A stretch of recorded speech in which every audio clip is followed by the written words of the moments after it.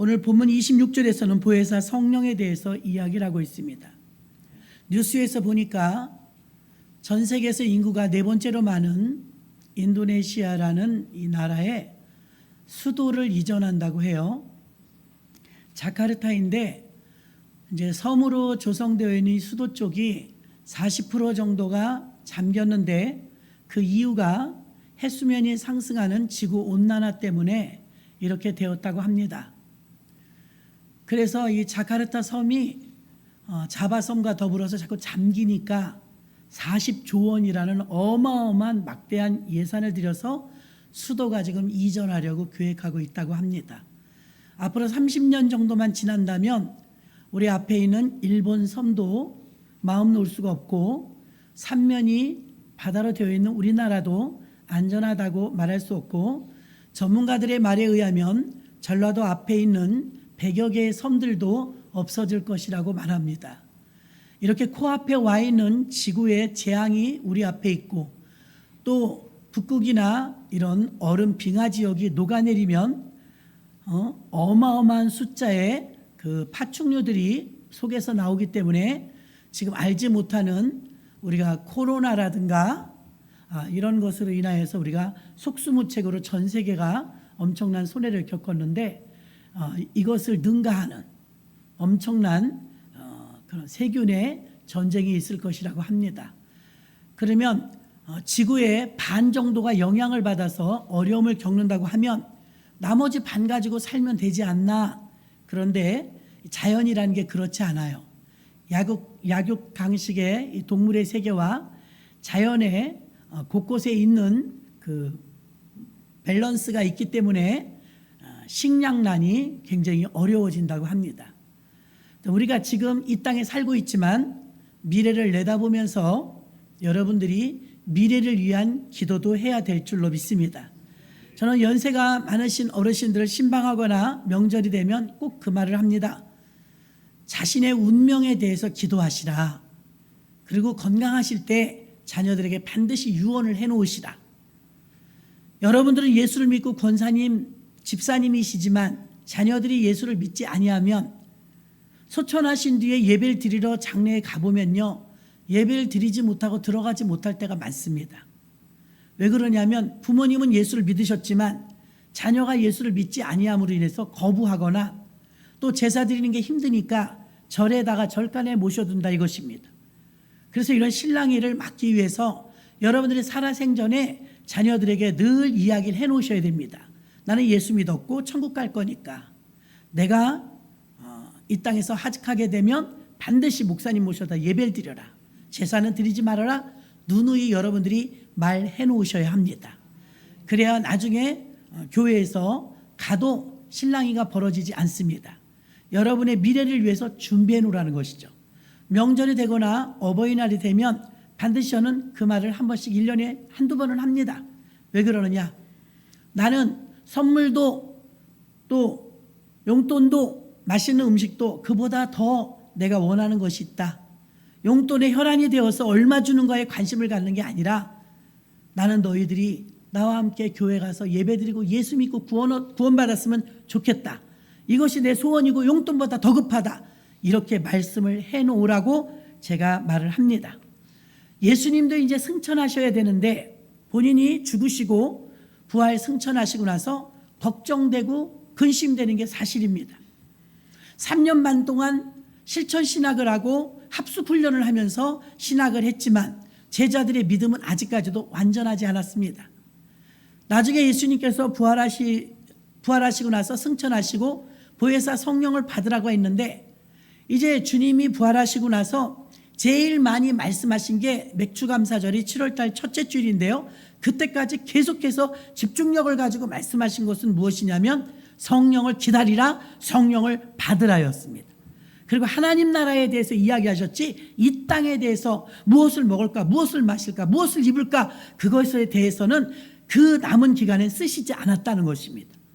여기에 여러분들도 예수님이 하신 그 소원, 하나님의 소원이 바로 성령을 기다리라, 성령을 받으라였기 때문에 여러분에게도 적용시키기를 주의 이름으로 축원합니다.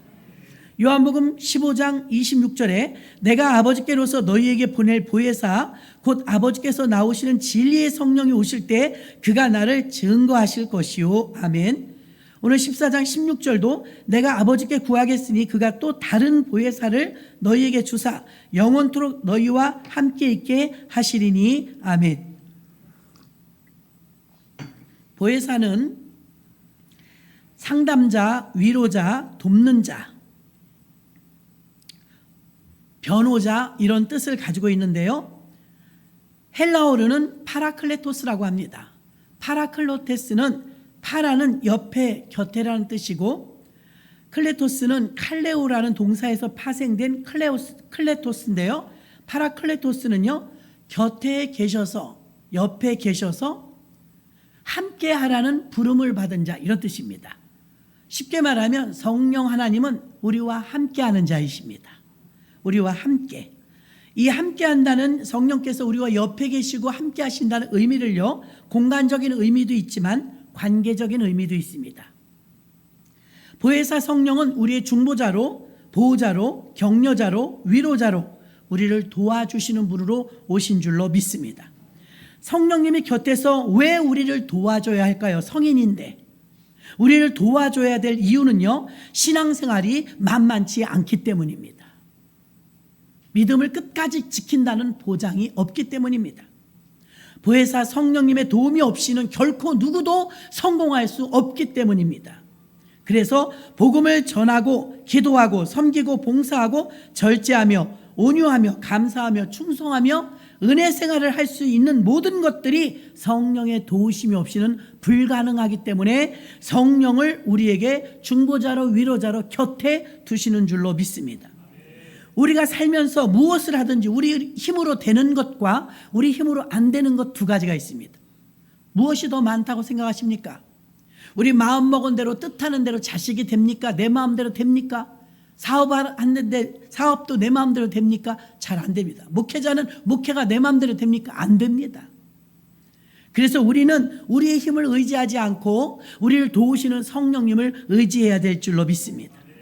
우리가 살면서 이렇게 우리 자신들을 지켜본다 할지라도 마찬가지 우리 자신을 보십시오.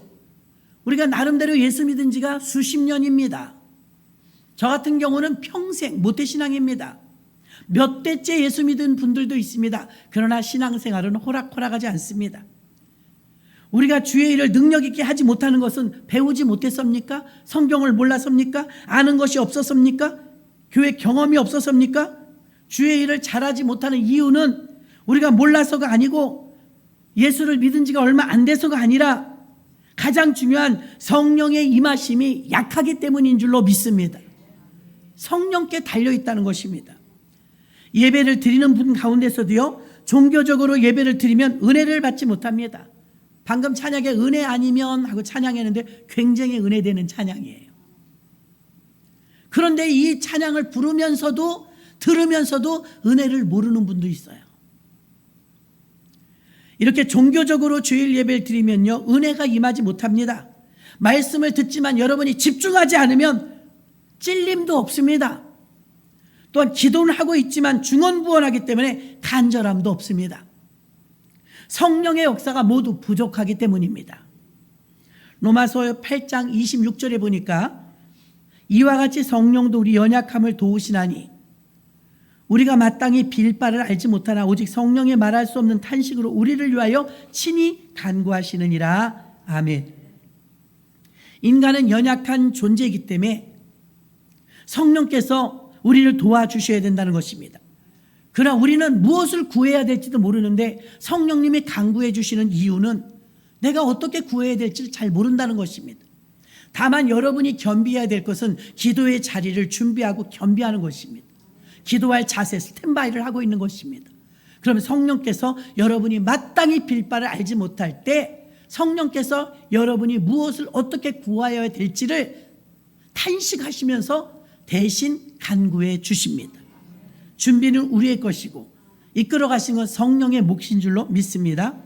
우리는 성령의 역사 가운데 특별히 병고침, 예언, 기적, 능력, 은사, 방언 영분별 각가지 우리는 이렇게 강력하게 나타난 어떤 현상들만을 성령이라고 생각할 때가 많습니다. 그러나 성령은 너무나도 부드럽게 우리가 낙심했을 때 쓰러지면 일으켜 세워주시고, 우리가 실망했을 때 위로하여 주시고, 또 성령은 우리가 일어설 수 없을 때 보혜사의 능력으로 우리를 일으켜 세워 주십니다.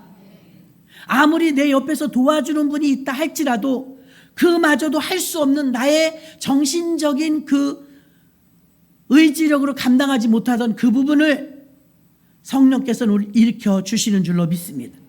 우리의 연약함을 해결해 주는 것은 외부로부터 오는 힘이 아닙니다. 우린 여전히도 사람의 힘을 의지하고 사람으로부터 그 영향력을 공급받기를 원합니다. 목사도 힘들 때가 있습니다. 그럼 여러분들이 위로가 되고 힘들 때가 있고, 목사님들은요 성도님들에 의해서 천국도 됐다 지옥도 됐다 합니다. 그러나 언제나 위로해 주시고 일으켜 주시는 분은 성령 하나님이십니다. 그 성령 하나님의 위로함을 받지 못한다면 참으로 불쌍한 사람이요 감당할 수 없습니다. 그러면 보혜사 성령께서 우리 곁에서 우리를 구체적으로 어떻게 도와주실까요? 구체적으로 첫 번째 3가지입니다. 우리를 성령께서 어떻게 도와주실까요? 우리의 연약한 믿음을 도와주십니다. 믿음. 어떤 사람은 믿음이 없어요. 어떤 사람은 믿음이 작아요.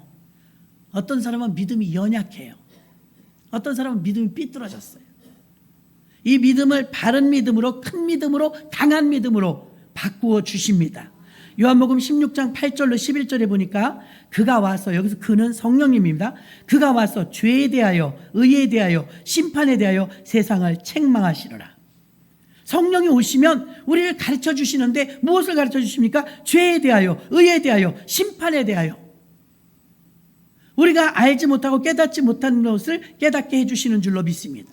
성령님이 오시면 죄, 의, 심판이 무엇인지를 알려주신다는 것입니다.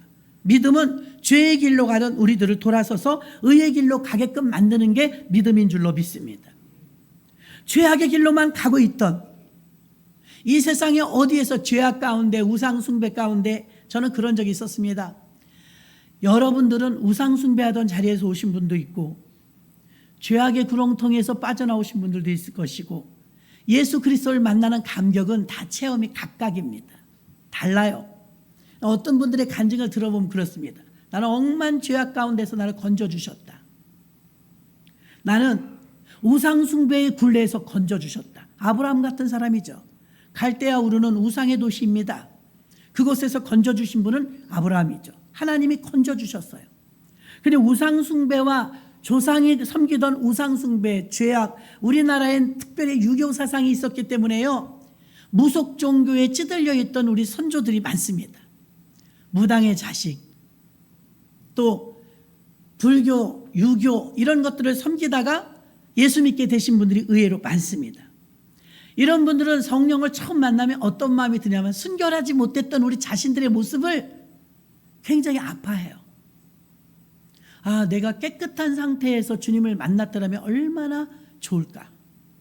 내가 우상숭배에서, 죄악에서, 그 숱한 구렁텅이에서 날 건져주신 주님의 은혜를 생각하면 내가 좀 더 깨끗한 상태에서 이삭처럼 그 구별된 상태에서 주님께 쓰임받고 부름받았다면 얼마나 좋을까. 죄송해서요. 너무 죄송해서 이렇게 더러운 몸, 죄악에 썩은 육신을 가지고 주 앞에 나와 억만 죄 가운데서 건지움은 받았지만 지난 날을 돌이켜볼 때 우상 숭배했죠. 방탕한 생활했죠. 죄악에 찌들었었죠. 그곳에서 건져주신 주님의 은혜, 순결하신 주님 앞에 서면 무슨 생각이 드냐면 그 모든 것들이 그러지 않았더라면 얼마나 좋았을까 하는 생각을 하게 된다는 것입니다. 이것은 바로 성령이 오셔서 죄에 대하여, 의에 대하여 조명해 주시기 때문인 줄로 믿습니다. 그럼 이제부터라도 그렇게 하시면 되는 줄로 믿습니다. 내가 원치 않아도 보혜사 성령께서 내게 오시면 우리를 도와주시는데 연약한 믿음의 새 힘을 주시는 줄로 믿습니다. 나로 하여금 교회 와서 새롭게 바꾸시고 재촉하시고 죄에서 씻으라고 말씀하시고 그 자리에서 일어서라고 새로운 삶을 살라고 촉구하시는 게 성령 하나님이신 줄로 믿습니다. 여러분, 보혜사 성령님을 의존도가 몇 프로짜리냐 이거예요. 여러분이 머플러를 하나 해도 실크 100%짜리 울 100% 좋아합니다. 또 비싸고 부드럽고 질이 좋습니다. 그러나 폴리에스테르 100%는 뻣뻣합니다. 감깁니다. 땀이 찹니다. 좋지 않아요. 몸에도 좋지 않아요. 여러분, 이 신앙에도요, 신앙에 순도가 있습니다. 여러분의 신앙이 성령 의존도가 100%라면 못 이룰 것이 없는 줄로 믿습니다. 성령 의존도가 약하면 약할수록 내 삶의 교회는 다니지만 변화가 일어나지 않습니다. 성령께서는요, 우리의 믿음이 더 강건한 믿음이 되기 위하여서 그렇게 되려면 성령님께 대한 의탁, 의지, 이런 의존도가 더 높기를 원하시는 줄로 믿습니다.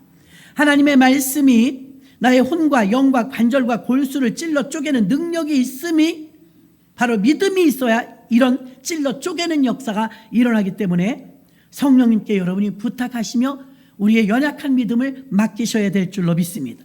그러면 성령께서는 이미 약속해 놓으신 것을 이루는 것이기 때문에 여러분의 믿음이 위탁이 너무나 중요하다는 거예요. 사람만 의지하지 마시고 성령님을 의지하시기 바랍니다. 사람을 의지하시면 횡적인 부분에서 옆에서 오는 것이지만 하나님을 의지하면 위에서 오는 것입니다. 목사들은 특히 더 그렇습니다. 위에서 내려주시는 힘을 공급받아야지 옆에서 오는 힘을 공급받아가면 감당 못합니다. 믿음은 결단과 위탁이 중요한데 성령님을 전적으로 의지하면 그분은 보혜사 성령이 되어서 우리를 도와주시고 가르치시고 은혜하여 주시는 줄로 믿습니다. 성경을 봐도 확신이 없고 설교를 들어도 들리지 않고 예배 시간은 지루하고 친구들과 마시는 카푸치노 향보다 드라마 보는 것보다 흥미가 없다고 생각한다면 그분은 성령을 위해 지금 성령님께 부탁하며 자신을 위탁해야 될 위기입니다. 믿음 없이는 하나님을 기쁘시게 할 수 없기 때문에 믿음이 있어야 하나님을 기쁘시게 하기 때문에 여러분의 그 연약한 믿음을 연약하지만 성령님을 의지해서 여러분의 믿음이 큰 믿음, 강한 믿음, 건강한 믿음이 되도록 맡기셔야 될 줄로 믿습니다. 그래서 여러분의 믿음을 키워주시고 믿음을 도와주시는 분이 바로 우리 곁에서 도와주시는 성령 보혜사인 줄로 믿습니다. 두 번째, 보혜사 성령은 우리를 어떻게 곁에서 도와주시냐? 우리의 기도를 돕습니다. 기도, 아까도 말했습니다. 로마서 8장 26절에 말할 수 없는 탄식으로 간구해 주시는 이유는 우리가 무엇을 구해야 되는지를 몰라요. 아나니아 삽비라는 그 엄청난 죄인데 자기가 무슨 죄를 짓는지도 몰라요. 오늘날 현대인들은요, 자기가 무슨 죄를 짓는지 뭘 하는지도 잘 모릅니다. 보혜사 성령님이 도와주시면 가장 중요한 건 무엇을 어떻게 구해야 될지를 성령께서 대신 간구하여 주십니다. 그래서 무엇이 필요하고 무엇이 유익하며 무엇이 없어져야 되고 무엇이 하나님 뜻인지 모르는 우리들에게 기도할 때 말은 청산유수처럼 하지만 진실로 우리는 무엇을 구해야 될지 모른다는 것입니다. 성령 안에서 기도하면 무시로 성령 안에서 기도합니다. 기도할 때 출발은요, 암흑에 놓고 중보기도로 들어갑니다. 깊이 기도하다 보면 기도가 바뀌어요. 내가 생각하지 못한 사람 기도를 하나님이 툭 생각나게 해서 시킨단 말입니다. 이게 성령이 인도하시는 기도입니다. 나는 그 사람을 기도하려고 생각도 안 했고 그 사건을 기도하려고 생각하지 않았고 난 기도 부탁받은 것도 있고 내가 생각한 기도가 있기 때문에 내가 생각한 기도를 하려고 무릎을 꿇었지만 처음에는 그걸 시작했어요. 마치 펌프, 요즘은 펌프 잘 안 쓰지만 우리 어릴 땐 펌프물 먹었어요. 우물물도 먹어봤고 펌프물도 먹어봤어요. 요령이 있어야지 펌프물은 요령 없으면 물만 다 없앱니다. 한 바퀴에서 물을 가져갑니다. 바가지로 물을 쫄쫄쫄 부어요. 그냥 붓고 가만히 있으면 물만 먹고 끝입니다. 우물이 물을 줘야 되는데 우물이 물을 받아 먹어버려요. 그리고 조절을 잘하면서 물을 쫄쫄쫄 붑니다. 한 바가지면 됩니다. 물을 부으면서 뽀곡뽀곡뽀곡뽀곡 요 조절 잘해야 됩니다. 그러면 처음에는 무겁게 뽀그독 하다가 한 바가지밖에 물을 넣지 않았는데 물이 끓여 올라오기 시작하면요, 콸콸콸 쏟아집니다. 믿으십니까? 생수가 터져 나오는데 한 바가지를 주었는데 10바가지 나올까요? 한없이 나와요. 한없이. 이렇게 우리의 기도를 내가 무슨 기도를 중언부언만 하지 진실된 기도가 무엇인지 필요한 기도가 무엇인지 하나님 뜻이 무엇인지 우리는 잘 몰라요. 성령께 맡겨서 기도의 분위기를 조성합니다. 그래서 기도의 자리에 갑니다. 기도를 시작합니다. 기도가 잘 안 됩니다. 찬송부터 합니다. 기도의 자리에서 자세를 갖춥니다. 근데 생각지도 않았는데 갑자기 눈물이 왈칵 쏟아질 때가 있습니다. 성령께서 터치하신 것입니다. 기도 안 해도 괜찮습니다. 근데 성령이 이끌고 가시면 그냥 펑펑 웁니다. 아유, 집사님이 기도하시고 가세요. 아니, 울고 가요. 울고 가는데 시원해요, 안 시원해요? 시원합니다. 이미 성령께서 다 구해 주신 줄로 믿습니다. 이렇게 성령은요, 우리의 기도를, 약한 기도를 도우십니다. 우리의 욕심에 의한 기도를 할 때가 많습니다. 하나님의 기도 방법은요, 하나님 나라와 의입니다. 그래서 기도를 할 때 주기도문을 가르쳐 주시지 않습니까? 그때 기도 보니까 하나님 나라에 대한 기도를 시키죠. 하늘에 계신 우리 아버지여, 나라가 임하옵시며 뜻이 하늘에서 이루는 것 같이 땅에서도 이루어지이다. 나라와 권세와 영광이 아버지께 영원히 있나이다 하면서 이렇게 하나님 나라에 대한 기도를 하라고 말씀하셨는데, 여러분은 무슨 기도를 주로 하십니까? 하나님 나라 기도하지 않아요. 하나님 나라, 그 나라와 의를 위해서 기도하는 분은 늘 기도하는 분이나 좀 할까? 가끔 오시고 공예배 간신히 참석하시는 분들은요, 하나님 나라를 위해서 기도 못합니다. 오히려 인간적인 세상의 것을 기도하는데 자신들의 문제, 아픔, 고통, 욕심, 또 자신들이 이루고자 하는 소원, 이런 것들을 위해서 기도하지 하나님 나라와 의를 위해서 기도하는 분은 많지 않습니다. 마태복음 6장 26절 보니까 공중의 새를 보라. 새를 한번 생각해 보세요. 심지 않았다, 거두지도 않았다, 창고에 모아 들이지도 않았다. 너희 천부께서 기르시나니 너희는, 우리를 말합니다, 이 새들보다 귀하지 아니하냐. 새들도 창고가 없대요. 농사 짓지 않는데요. 그거 다 먹이신대요. 이 새들에 비하겠냐, 만물의 영장인데. 근데 우리는 무슨 기도를 합니까?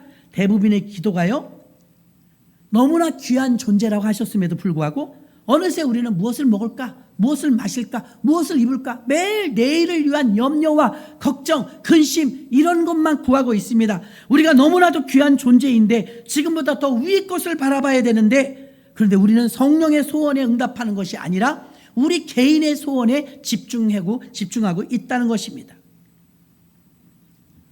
대부분 기독교 신자들이 저지르는 기도의 실수가 세 가지가 있습니다.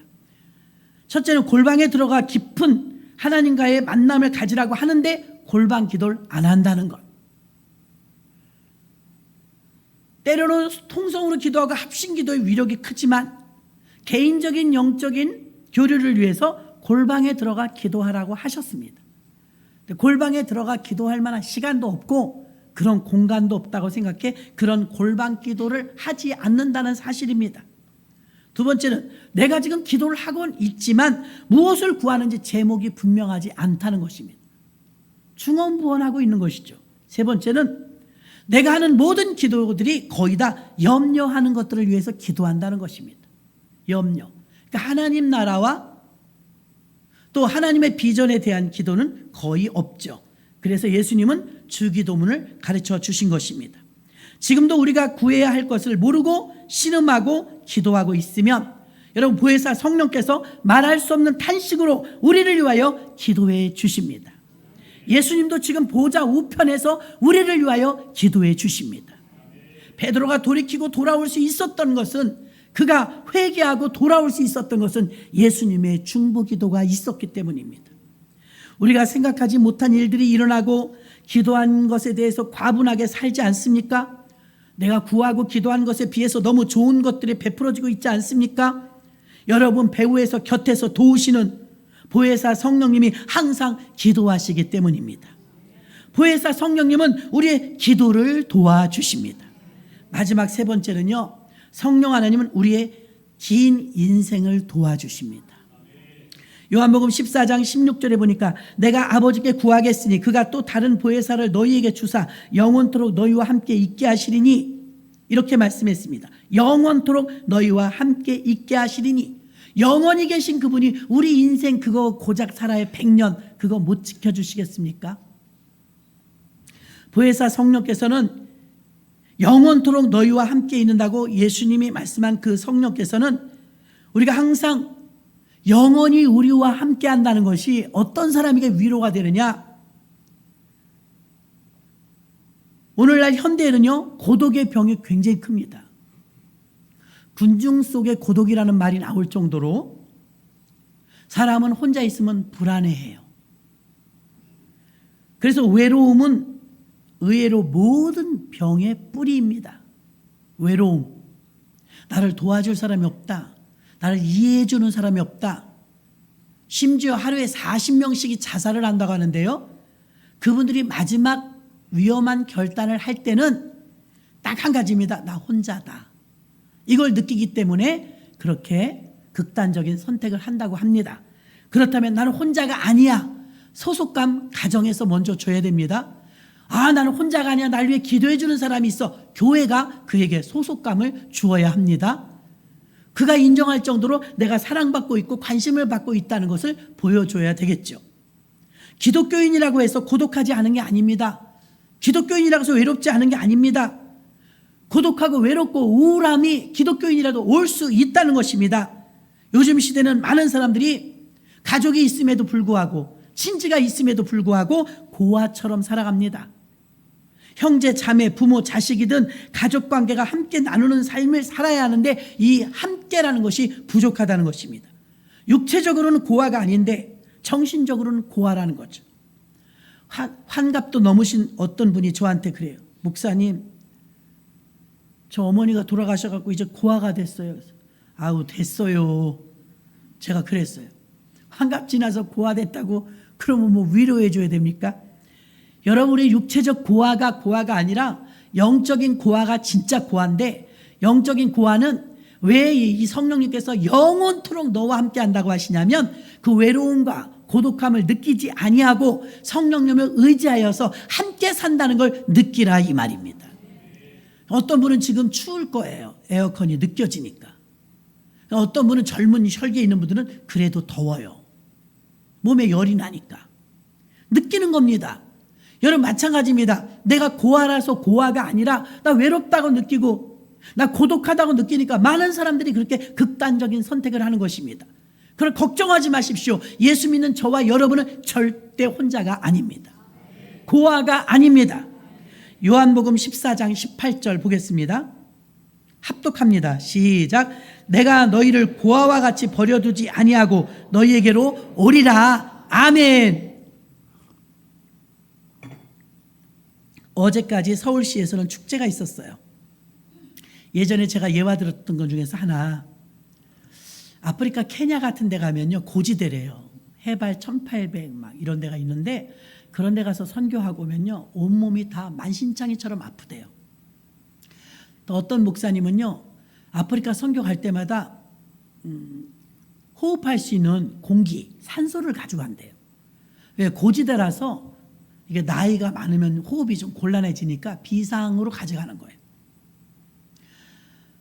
어떤 선교사 부부가 아프리카에서 선교를 30년을 마치고 미국 자기 나라로 돌아올 때 예화 제가 전해드렸었어요. 제가 문득 어제 그게 생각이 났어요. 왜 그러느냐? 서울시가 전체가 남산 타워부터 롯데월드, 세빛둥섬, 시청 다 보라색이었어요. 왜 그런가 하니까 BTS가 데뷔한 지 10년 됐다고 서울시가 난리가 났어요. 나이 드시면 BTS가 뭔지 모르는데 어쨌든 국위선양을 많이 한 잘생긴 단체 그룹의 방탄소년단이라는 가수예요. 저도 잘 몰라요.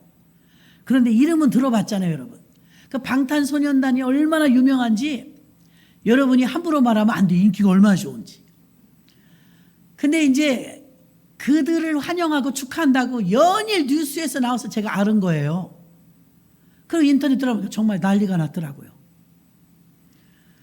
그럼 젊은 사람들이 막 아이돌이 10대들의 우상이란 뜻이거든요. 그 우상이에요. 젊은이들의 우상. 그들이 춤을 추면 다 환호하는 거예요. 그래서 이태원 사고가 있었기 때문에 이태원 때문에 이제 놀래갖고 서울시에서 너무 준비를 많이 해갖고 경찰이며 차며 너무너무 준비를 잘해갖고 50여 건밖에 사고가 없었다고 해요. 근데 제가 어저께 그 뉴스를 접하면서 인터넷 찾아보면서 왜 그 아프리카 선교사가 생각이 났냐면, 자, 데뷔한 지 10년 됐다고 서울시와 우리나라 전 매스컴이 떠들썩했어요. 물론 국위 선양을 해준 건 공로를 인정하지만 방탄소년단이 노래한다고 영혼 하나가 살아납니까? 교회에 무슨 보탬이 됩니까? 영적으로는 난 도움이 된다고 생각하지 않아요. 문화죠. 젊은이들의 문화. 자, 근데 그 10년 됐다고 그 난리입니다. 2주 전에 우리는 똑같이 서울 한복판에서 빌리그리암 전도 집회 50주년 5배 50주년 전도 대회를 했어요. 뉴스 한 톨도 안 나옵니다. 저뿐만이 아니라 그 자리에 갔던 800만 명? 얼마 왔다 그랬죠? 하여튼 너무 많이 왔는데, 아니 8만 명이 모였다는데 8만 명이 들어가서 그 중에 다는 아닐지라도 반 이상은요 손을 들고요 눈물을 흘리며 나라와 민족을 기도했어요. 저도 이 나라를 지켜달라고, 이 나라를 주님께서 사용해달라고, 제사장 나라로 사용하시라고, 선교하는 나라가 되게 해달라고, 하나님 뜻을 이루게 해달라고 정말 폭포처럼 눈물을 흘리면서 이 나라 민족을 위해서, 또 대통령과 위정자를 위해서 아낌없이 애국심을 발휘해서 기도했거든요. 그리고 단 한 건의 사고도 없이 깨끗하게 정리됐어요. 여태까지 그거 아는 사람이 없어요. 뉴스에 안 나와요. 근데 방탄소년단 10년 됐다고 세상에 온 나라가 떠들썩한데 서글퍼지더라고요. 그래서 선교사 30년 하고 은퇴하시고 돌아오는 노 부부가 기대에 부풀어서 배를 타고 오는데 저 자기 나라 이제 항구 쪽에 보이니까 설레. 30년 만에 돌아온 그 무수한 전염병과 풍토병을 이기고 30년 동안 해외 선교하고 이제 국내로 이제 들어오는 거예요. 다 마치고 감격스럽잖아요. 그러면서 얼마나 많은 사람들이 우리 배웅, 우리 마중 나왔을까, 맞이해 줄까, 환영 인파가 얼마나 왔을까 설렜어요. 배가 조금 더 육지에 가까워질수록 어떤 현수막 같은 게 보이는 거예요. 아우 세상에 현수막까지 가지고 나왔네. 이 노 부부가 들뜬 거예요. 30년 만에 우리 무사히 마치고 귀국한다고 우리를 위해서 저렇게 현수막까지 하고, 아니 환영 인파가 저렇게 많단 말이야. 우리 생각보다 너무 많은데 우리를 후원해 줬던 교회들이 다 나왔나 봐. 설렘도 잠시 가까이 오니까 그게 노 부부 선교사를 환영하는 현수막 피켓이 아니라 그 배에 같이 탄 축구 선수들을 환영하는 거였답니다. 친선 경기를 하고 돌아오는 축구 선수 이겼다고. 축구 볼 차서 골에 들어와서 영원히 구원받습니까? 국제적인 어떤 월드컵도 아니고 너무 어이가 없고 실망했는데 더 가슴을 아프게 한 건 한 명도 마중을 안 나왔더랍니다. 한 명도. 어떻게 이럴 수가 있나. 그 사모님이 시험이 들어버렸어요. 하나님, 우리의 30년을 이렇게 짓밟으십니까? 30년 동안 목숨을 걸고 오지에 가서 복음을 증거하고 이제 돌아오는데 어쩜 이렇게 개미 한 마리도 환영해 주는 사람이 없고, 저 잠깐 나가서 게임 뛰고 온 저 축구 선수들 환영객은 온 그냥 기자들과 더불어서 저 난리인데 우리는 아무도 조명해 주지 않고 환영해 주지 않습니다. 우리가 한 일이 이렇게 별 볼 일 없는 일이었습니까? 하나님 너무하시지 않습니까? 막 서러워가지고 하나님께 섭섭한 게 들어간 거예요. 이게 전이 돼갖고 이제 선교사님 남편까지 이제 시리에 빠졌네요. 마음이 좋지 않았던 거예요. 그래서 이제 몇 날 며칠을 그렇게 이제 해외 선교하고 돌아왔는데 너무 허탈하고 넉다운 돼서 지쳐 있는데 드디어 이 선교사님, 남편 선교사님한테 성령의 음성이 들린 거예요. 종아, 섭섭하냐? 섭섭하네요. 마음이 너무 찢어질 듯이 아픕니다. 뭐 바라고 한 건 아니지만 내 마음이 너무 아픕니다. 저 축구 선수들은 축구 게임에서 이기고 자기 고향에 돌아오니 고향 사람들이 환영해 주는 거 아니냐. 저도 미국이 고향입니다. 왜 나는 고향 사람들이 환영해 주지 않습니까? 너는 아직 고향에 안 왔다. 그러시더랍니다. 예? 너는 모를 것이다. 네가 올라오는 그날 얼마나 많은 사람이 환영을 받으며 얼마나 큰 감격 속에 너를 맞이할 것인지. 너는 저걸 보고 부러워? 애게. 저 인파가 넌 부럽니? 내가 얼마나 성대하게 준비하고 있는데 너는 아직 고향에 안 왔다. 그래서 이 선교사님은 펑펑 울었대요. 난 이거 아는 내용인데도 할 때마다 눈물 나요. 펑펑 울었대요. 그랬군요, 하나님. 내가 소견이 좁았습니다. 눈에 보이는 것만 가지고 제가 지금 벌써 판단했습니다. 난 내 고향 본향이 천국인 거 알면서 나는 여기 사람 보는 데서 대접받고 싶어 했습니다. 하나님, 그러면 그렇지요. 우리 하나님이 저를 준비하고 기다리고 있다니 내가 정말 기대가 됩니다. 너무 감사합니다. 감사합니다. 그랬대요. 그게 생각이 나는 거예요. 어저께 저녁에 말씀 준비하면서 아유, 내가 BTS를 만나본 적도 없고 나도 BTS 고마워요. 나라를 이렇게 더 유명해지게 나가서 활발하게 활동해서 국위선양하고 빌보드 차트에 1위를 몇 번 올라갔다. 그게 뭔지도 모르지만 어쨌든 나라를 국격을 높여준 거에 대해 고맙지요.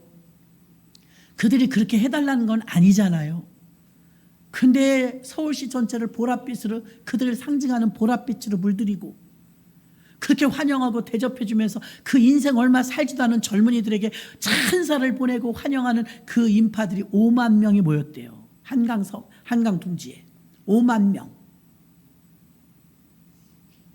그 나라에서 지원해주고 난리도 아니었습니다. 단 2주 전에 8만 명이 더 많은 인원이 모여가지고 그렇게 나라와 민족을 위해서 기도하고 눈물을 흘렸건만 뉴스 한 건도 안 나와요. 그래서 바꾸어 생각하는 건, 주님, 우리가 천국에 올라가면 주님은 잘하였도다 착하고 충성된 종아, 그러실 줄로 믿나이다. 까짓거 서울시에서 안 알아주면 어떻습니까? 정부가 안 알아주면 어떻습니까? 우리는 나라를 위해서 앞으로도 기도할 것이고 대통령과 위정자와 정치인들을 위해서 기도할 것이고 이 나라에 살고 있기 때문에 빚진 자의 마음으로 기도할 것입니다. 그 10년과 그 5배가 되는 50주년과 제가 겹쳐지면서 한번 생각을 해보았습니다.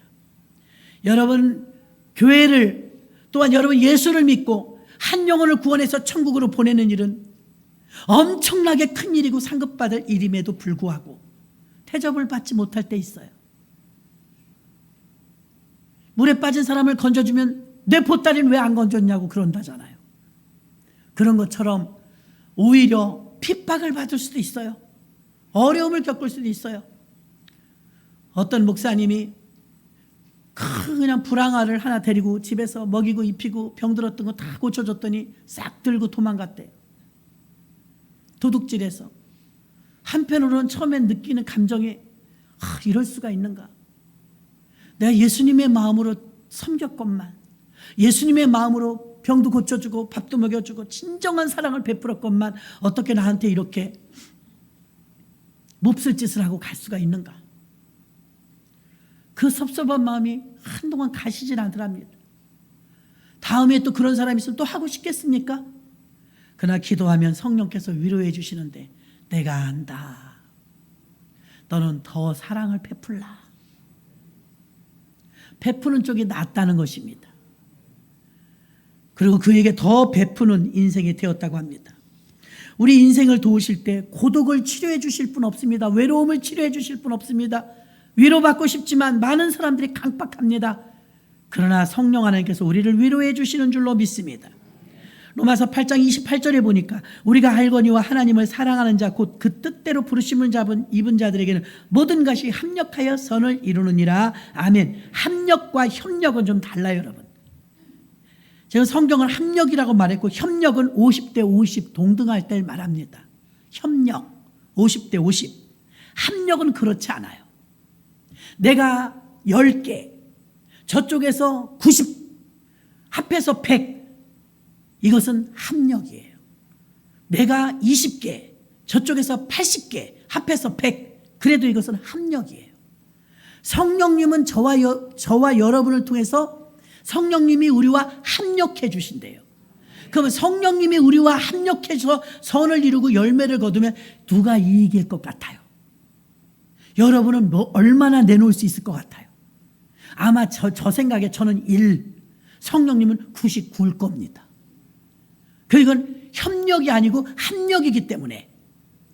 여러분, 내가 소유하면 어떤 집사님이 꽃다발을 들고 왔어요. 저 사준 게 아니고요.